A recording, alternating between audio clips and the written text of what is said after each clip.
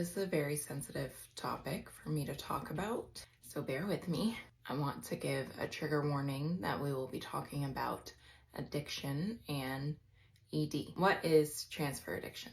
Transfer addiction is very common in the bariatric community. Many of us who have been obese our whole lives are addicted to food. It's just plain and simple. And that is kind of taken away from us, at least the ability to eat like we used to. Many people end up transferring their addiction to something else. A large one in the bariatric community is alcoholism. Now, that is not something that I have dealt with.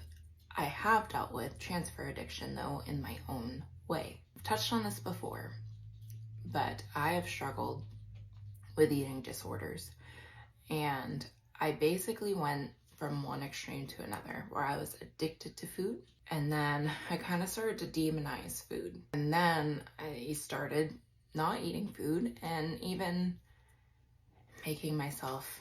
I was seeing a therapist at that time, and she first diagnosed me with orthorexia. Orthorexia is basically you are over-exercising and you are restricting your calories way too much. So my transfer addiction was basically the gym. I was working out 4 hours a day, some days twice a day. I would hate myself if I took an off day. And even though I was in therapy and progressively getting worse. I was diagnosed with orthorexia, and then I was diagnosed with anorexia. And then I was restricting so much that then I would kind of binge, and then I would make it all come up. And then, off the recommendation of somebody at the gym, because I was so concerned with losing as much weight as possible before my tummy tuck, I took drugs to try to make myself lose even faster. And who knows if those even did anything when I was starving myself and working out for 4 hours a day.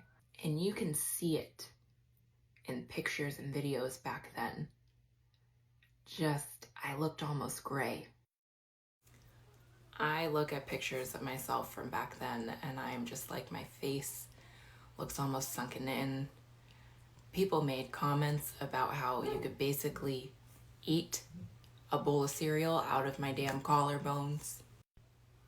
I mean, I was smiling, but man, was I struggling inside.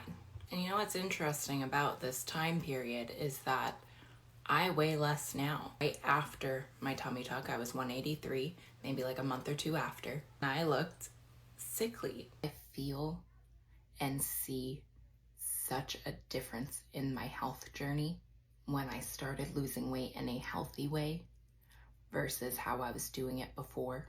Even though I weigh less now, my face looks healthier, my body looks healthier. I looked gaunt. It took me a lot to get out of that place. It is why I preach to you guys therapy so much, because I started therapy kind of in the middle of me starting to go so far to one extreme. I should have started it at the very beginning of my journey. I've had to really practice moderation over the last year, because that was about a year and a half ago that I would say I was at my worst. It is actually one of the reasons why I am only now trusting myself to do a bodybuilding competition, because my diet does have to be very restrictive and I did not trust myself for a very long time.